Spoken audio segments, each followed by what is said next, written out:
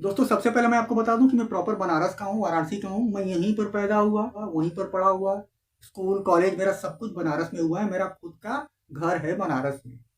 मेरे पिताजी मेरे दादाजी सब बनारस में ही थे।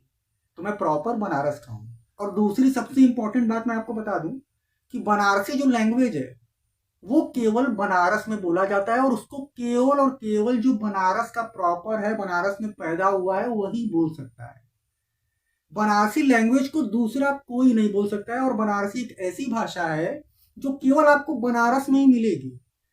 जैसे बनारस के जो आसपास की जगह है, गाजीपुर हो गया, इलाहाबाद हो गया, गोपीगंज हो गया, ये सब जो जगह हो गया, जौनपुर हो गया, ये लोग कभी बनारसी नहीं बोल सकते। बनारसी केवल जो बनारस शहर जो आप देख रहे हैं, बस शहर तक ही बनारसी लैंग्वेज सीमित है। और बनारसी दूसरा कोई सीख भी नहीं सकता है। ये भी बात मैं आपको बता दूं। काफी इंपॉर्टेंट की वीडियो है, बिल्कुल लास्ट तक देखिएगा। एक बार अगर आप महाराष्ट्र में रहते हैं, जैसे कि मैं मुंबई में था 15 सालों तक, तो मैंने मराठी सीख लिया, मुझे मराठी बोलना आ गया। अगर आप बेंगलुरु में रहते हैं, कर्नाटक में रहते हैं, आंध्रा में रहते हैं, अगर आप कोलकाता में रहते हैं 10 साल, तो आपको बंगाली बोलना आ जाएगा। अगर आप साउथ में रहते हैं 10 साल, 12 साल, 15 साल, तो आपको तमिल, मलयालम, जहां भी आप रहते हैं, तेलुगु, वो आपको बोलने आ जाएगा। लेकिन अगर आप बनारस में 10 साल क्या 20 साल, 50 साल भी रह लेते हैं, तो भी अगर आप प्रॉपर बनारस के नहीं हैं, आपका जो जड़ है वो बनारस का नहीं है, तो आपको बनारसी नहीं आएगा, आप पकड़े जाओगे। अगर आप बनारसी बोलोगे तो आप पकड़े जाओगे कि आप बनारस के नहीं हैं। तो यही सबसे मेन बात है। जो बनारसी लोग होते हैं, जो खाटी प्योर बनारसी जो हैं, वो बाहर के लोगों को तुरंत पहचान जाते हैं उनकी भाषा से। क्योंकि वो अगर बनारसी भी बोलने की कोशिश करेगा, सपोज मान लो बनारस में कोई बिहार का आके 20 साल से है और वो बनारसी बोलेगा, तो वो बनारसी बोल नहीं पाएगा। उसको बनारसी जो होगा वो पकड़ लेगा कि ये बनारसी नहीं है, ये बिहारी है। तो दोस्तों मैं आपको बता दूं कि इस समय बनारस में बिहारियों का बहुत ज्यादा जो है कब्जा हो गया है। बनारस में बनारसियों से ज्यादा इस समय बिहारी हो गए हैं, हर लाइन हर काम में। स्टार्टिंग में केवल लेबर ग्रेड के बिहारी यहाँ पर आते थे काम करने के लिए, मजदूरी करने के लिए, रिक्शा चलाने के लिए। बनारस में पैर वाला रिक्शा चलता है। तो स्टार्टिंग में बनारस में ज्यादातर जो बिहारी आते थे वो रिक्शा चलाने आते थे, या फिर मजदूरी करने, लेबर, मिस्त्री, गारा मिट्टी उठाने का काम करने आते थे। लेकिन अब इनका दायरा बढ़ गया है। अब आपको बनारस में बड़े लेवल के भी बिहारी मिलेंगे। अब कैसे मिलेंगे? ये आए थे एकदम गरीब, लेबर का काम किया, मजदूरी किया, रिक्शा चलाया।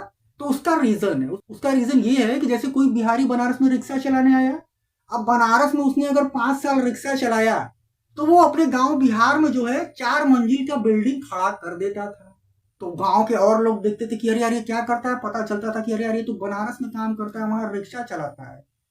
तो लोगों को लगा कि अरे यार बनारस में रिक्शा चलाकर इतना पैसा ये कमा लेता है कि यहाँ पर 4 मंजिल का मकान बनवा लिया। और से रिक्शे वाले ऐसे हैं जो 5 साल 10 साल बनारस में रिक्शा चलाकर अपने बिहार में, अपने गांव में 2 बीघा 3 बीघा 4 बीघा खेत खरीद लिया। बड़े आदमी बिहार में वो बन गए। एक्चुअल में वो क्या करते थे? बनारस में रिक्शा चलाते थे। अब ऐसा क्यों है? बनारस में एक का 4 दाम मिलता है। बनारस टूरिस्ट लोगों का शहर है। यहाँ पर ज्यादातर लोग जो है दर्शन पूजा करने काशी विश्वनाथ का आते हैं।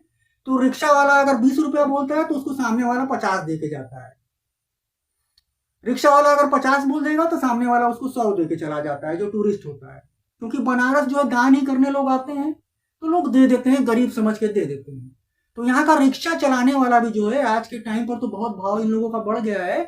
बनारस में रिक्शा चलाने वाला 2,000 3,000 रुपए डेली कमाता है। आपको बिलीव नहीं होगा, देखने में आपको एकदम लेबर टाइप लगेगा।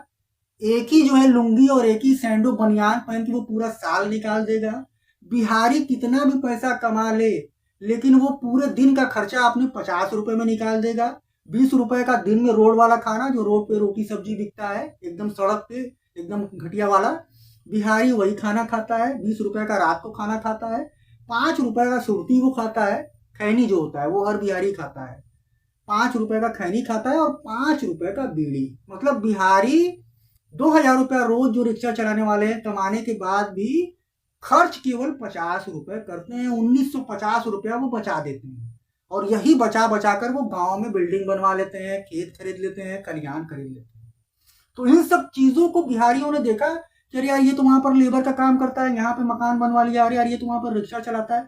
तो धीरे धीरे जो बिहार के और जो अच्छे थोड़े लोग थे वो भी बनारस में आए। कोई आया यहाँ पर दुकान खोल लिया, कोई आया यहाँ पर ज्वेलरी की दुकान खोल ली, कोई आया यहाँ पर खाने वाला होटल खोल लिया, मतलब जो जैसा था। फिर यहाँ पर लोग बिहारी जो है कब्जा करना शुरू किया। और आज के टाइम पर मैं आपको बता दूं कि अगर बनारस में 1000 होटल्स हैं, क्योंकि बनारस टूरिस्टों का शहर है, यहाँ बहुत होटल लॉज हैं, तो अगर 1000 होटल है तो उसमें से 600 होटल के ऑनर आपको बिहारी मिलेंगे। अगर बनारस में 1000 ज्वेलरी की दुकान है, ज्वेलरी शॉप है, गहनों की दुकान है, तो उसमें से आपको 700 जो है बिहारी मिलेंगे, वो बनारस के प्रॉपर नहीं है।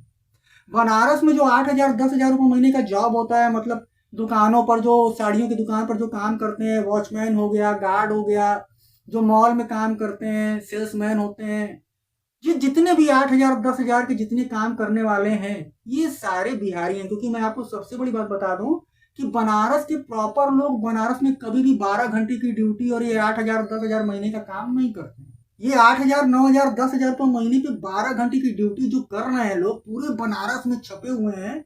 हर शोरूम, हर दुकान, हर जगह पर आपको अगर कोई काम करते दिखाई दे रहा है तो वो बिहारी है। क्योंकि बनारसी कभी भी 8000 रुपये 9000 रुपये महीने पे 12 घंटे की ड्यूटी नहीं करता है। भले वो मर जाएगा, भूखे रह जाएगा, लेकिन वो नहीं करेगा। लेकिन बिहारी एक ऐसा जीव होता है कि बिहारी 5000 रुपये महीने पे भी 12 घंटे की ड्यूटी करता है और रोड पे सोता है, और उस 5000 रुपये में 4500 रुपया वो बचा लेता है, अपने गांव भेज देता है। 500 रुपया में रोड पे सोकर, सरकारी जो नल होता है वहां नहाकर वो पूरा महीना निकाल लेता है। रोड वाला जो खाना होता है सबसे घटिया, वो खाकर वो पूरा महीना निकाल लेता है। तो आज के टाइम पर बनारस में बनारसियों से ज्यादा बिहारी हो गए हैं।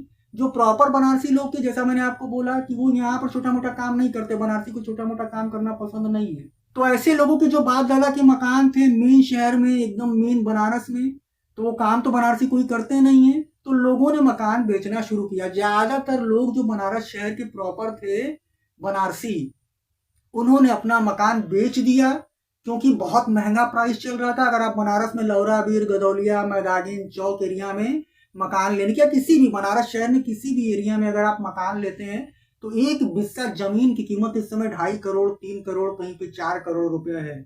आपको सुनकर यकीन नहीं होगा, मेरा जिस एरिया में घर है, मेरे एरिया में 2 करोड़ रुपया बिस्सा जमीन है। पहले के जमाने में लोग 2-2 3-3 बिस्सा में मकान बनवाते थे, बड़ा मकान, जो प्योर बनारसी थे। तो सोचो अगर किसी का 2 बिस्से में मकान है तो मकान को छोड़ दो, वो तो पुराना है, केवल जमीन अगर आप देखोगे, और अगर सपोज उसका मेरे एरिया में जैसे सपोज मान लो मकान है, तो उसका 4 करोड़ का मकान है।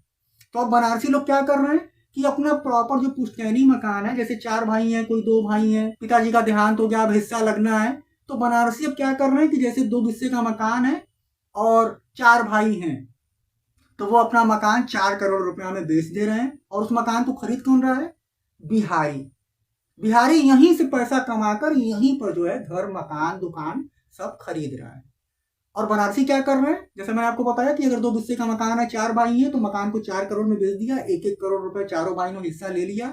उसके बाद बनारस से थोड़ा आउटर हट के लालपुर में, शिवपुर में, आशापुर में, आउटर हट के जो है 25-30 लाख रुपए में एक बिस्सा जमीन लेकर मकान बनवा लिया, और 60-65-70 लाख रुपए वो बैंक में रखकर उसके ब्याज से वो अपना आराम से एकदम राजा की जिंदगी जी रहे हैं। बनारसी लोग इस समय यही कर रहे हैं, जो प्रॉपर बनारसी हैं। तो कोई काम नहीं करते हैं बनारसी। आपको बनारस के किसी भी दुकान, किसी भी शोरूम, किसी भी जगह पे जो ड्यूटी करते दिखाई दे रहा है वो बिहारी है। बनारसी कभी भी 8000 9000 महीने पे काम नहीं करता है। बनारस के ज्यादातर जो एजुकेटेड लोग हैं वो कोई मुंबई में है, कोई दिल्ली में है, कोई बेंगलुरु में है, कोई जापान में है, कोई अमेरिका में है, कोई जर्मनी में है, कोई चीन में है, ऐसे है।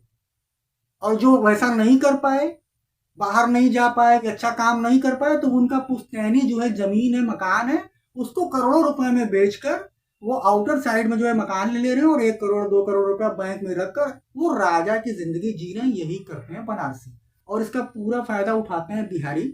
इस समय बनारस में बनारसियों से ज्यादा बिहारी हो गए हैं।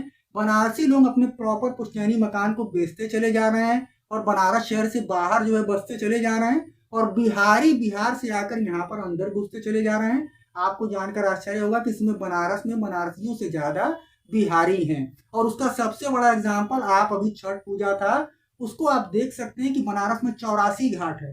5 किलोमीटर के रेंज में फैला हुआ 84 घाट है, राजघाट से लेके सामने घाट तक 7 किलोमीटर के रेंज में।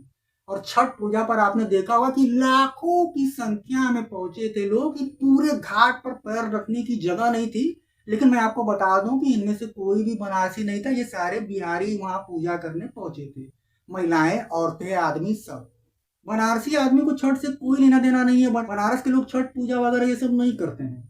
आपको छठ पूजा पर गंगा किनारे पूरे 84 घाट की बात मैं बता रहा हूँ, जितने भी औरतें, महिलाएं, आदमी दिखाई दिए वो सारे बिहारी थे। और वो यहाँ पूजा इसलिए कर रहे थे क्योंकि वो यहीं बस चुके हैं, उनका दुकान है, वो मकान खरीद चुके हैं, यहाँ पर पैसा कमा रहे हैं और वो बड़े आदमी बन चुके हैं।